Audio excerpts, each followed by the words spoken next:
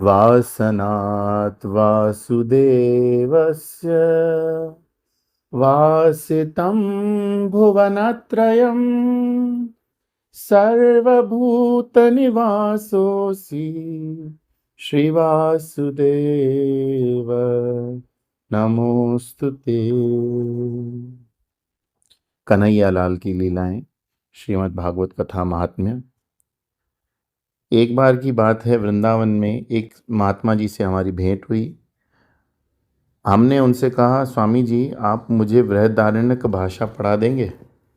उन्होंने कहा, जरूर पढ़ा दूंगा। दूसरे दिन हम उनके पास गए तो वे बोले, देखो आप इतना मस्त रहते हो, हंसते खेलते हो, मेरे पास पढ़ोगे तो सब हंसना खेलना बंद हो जाएगा। मैं बड़ा शुष्क हूँ। शुष्क मतलब नीरस, सूखा। अब आप बताओ, आपको मेरे पास पढ़कर मेरे समान सूखा सूखा होना है या आप में जो भक्ति का रस है उसे बनाए रखना है? मैंने कहा, स्वामी जी आपने बहुत अच्छी बात बताई, हम आपसे नहीं पढ़ेंगे। ज्ञान प्राप्त करके दुखी होने से भक्ति के द्वारा पागल के समान नाचने में आनंद है। प्रेत पिशाच राक्षस आदि दैविक ताप के प्रतीक हैं। जिनके जीवन में भक्ति आ गई उन्हें दैविक ताप स्पर्श नहीं कर पाते, यानी विचलित नहीं कर पाते। भगवान की प्राप्ति जैसी सहजता से भक्ति के द्वारा हो सकती है, वैसी आप वेद अध्ययन ज्ञान आदि किसी भी साधन से नहीं हो सकती। नारद जी भक्ति के प्रमाण स्वरूप गोपियों का उल्लेख किया। नारद जी बताते हुए कहते हैं, एक बार द्वारिका में भगवान आराम कर रहे थे कि नारद जी जा पहुँचे। नारद जी के मन में ऐसा भाव आ गया कि मैं श्रेष्ठ भक्त हूँ। लेकिन जो अपने को श्रेष्ठ समझता है वह भक्त नहीं, विभक्त है। अपने को अलग रखने वाला भगवान ने यह बात नारद जी को समझाने के लिए एक लीला रची। नारद जी से कहने लगे, मुझे बड़ा सर में दर्द हो रहा है, मैं बड़ा परेशान हो रहा हूँ। नारद जी बोले, वैद्य बुलाऊं? भगवान ने कहा, कोई वैद्य मेरी बीमारी दवा दूर नहीं कर सकता, केवल मैं ही जानता हूँ। मेरे भक्तों के चरण रज लेकर उसका लेप लगाया जाए तो मेरा सारा दर्द ठीक हो जाएगा। नारद जी बोले, इसमें कौन सी कठिन बात है, मैं अभी लेकर आ जाता हूँ। नारद जी ने जाकर मृत्युलोक नहीं, भगवान की रानियों से चरण रज मांगी। उन्होंने साफ मना कर दिया, हमारी चरण रज भगवान के सर पर लगाएंगे, हमें नरक जाना है कि हम नहीं देंगे। नारद जी सब जगह घूम आए, मृत्युलोक इत्यादि, लेकिन उन्हें कहीं भी नहीं सोचा कि हम तो श्रेष्ठ भक्त हैं, हम ही दे दें अपनी चरण रज। तब भगवान ने उन्हें गोपियों के पास भेजा। नारद जी ने सोचा, पता नहीं भगवान को कुछ समझ में क्यों नहीं आ रहा, किसी को भी अपना भक्त समझ लेते हैं। नारद जी गोपियों के पास पहुंचे और भगवान के सर में दर्द के बारे में बताया। साथ ही ये बताया कि आपकी चरण धूलि भगवान के सर पर पड़ी तो आपको नरक में जाना पड़ेगा। लेकिन गोपियों ने कहा, दुनिया भर के नरक में ले जाइए, कोई फर्क नहीं पड़ता, पर जितनी रज उठानी है उठा लीजिए और ले जाइए, हमारे भगवान का दर्द जल्दी से जल्दी ठीक हो जाना चाहिए। इसलिए नारद जी ने अपने भक्ति सूत्र में लिखा, यथा व्रज गोपिकानाम, गोपियों का प्रेम जराणाम एवं, यानी छुप छुप कर किया गया प्रेम नहीं था। आगे हम देखेंगे, गोपियों ने स्पष्ट कहा है कि हे कृष्ण आप कौन हैं, ये हम अच्छी तरह से जानती हैं। ऐसा ज्ञान पूर्वक और महात्म्य पूर्वक जो प्रेम होता है वही हमें भगवान की प्राप्ति कराता है। दूसरा कोई साधन इसके समान नहीं है। भक्ति में हमारी सहज प्रवृत्ति तब होती है जब हजारों जन्मों के पुण्य जमा होते हैं। एक बहुत ही बूढ़ी अम्मा प्रवचन में रोज आती थी, वही हम अंग्रेजी में बोल रहे थे उस दिन। एक दिन उन्होंने पूछा, अम्मा आपको अंग्रेजी आती नहीं है लेकिन फिर भी आप प्रवचन में आती हो? उन्होंने कहा, अंग्रेजी तो नहीं आती, पर वहाँ इतनी सुंदर सजावट है, भगवान कृष्ण की इतनी सुंदर मूर्तियाँ हैं, आप बोलोगे लोग सुनते हैं और हंसते हैं, ये सब देखकर मैं मस्त हो जाती हूँ। मुझे आगे इससे बढ़कर कुछ लिखने की जरूरत ही नहीं है। लेकिन ये बात ज्ञानियों की समझ में नहीं आएगी। वे कहेंगे, when I don't understand how can I go. तो समझो और दुखी रहो। भक्ति तो वही है जो मस्ती दे। यदि जीवन की प्रत्येक अनुभूति में आनंद ना मिले, आनंद का प्रादुर्भाव होने लगे तो समझ लेना भक्ति जागृत हो रही है।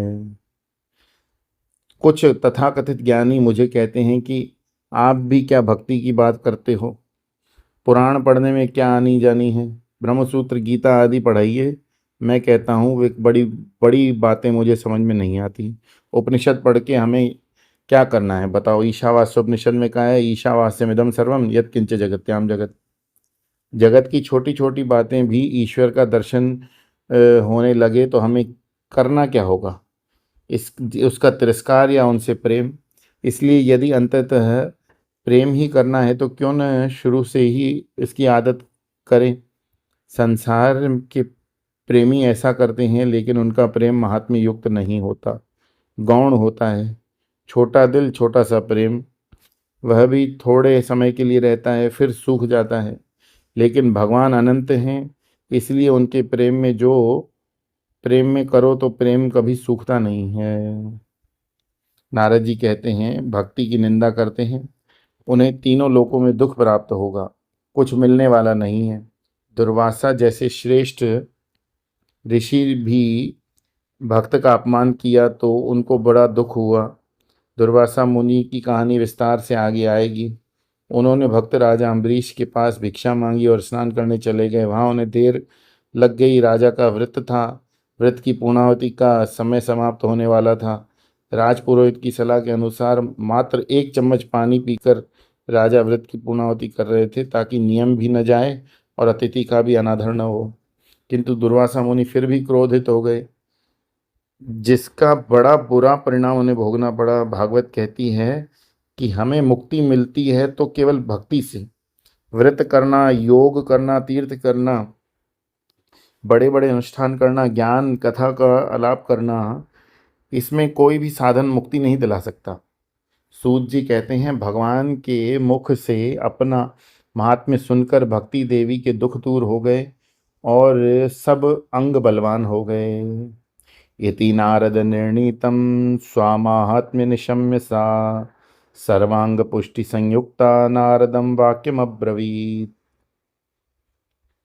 समझने की बात क्या है, कहा गया है कि भक्ति की निंदा करने के लिए जो दुख प्राप्त होता है, जो दुखी है वो भक्त नहीं, जो दुखी है वो ज्ञानी नहीं, और जो दुखी है वो कर्म योगी भी नहीं।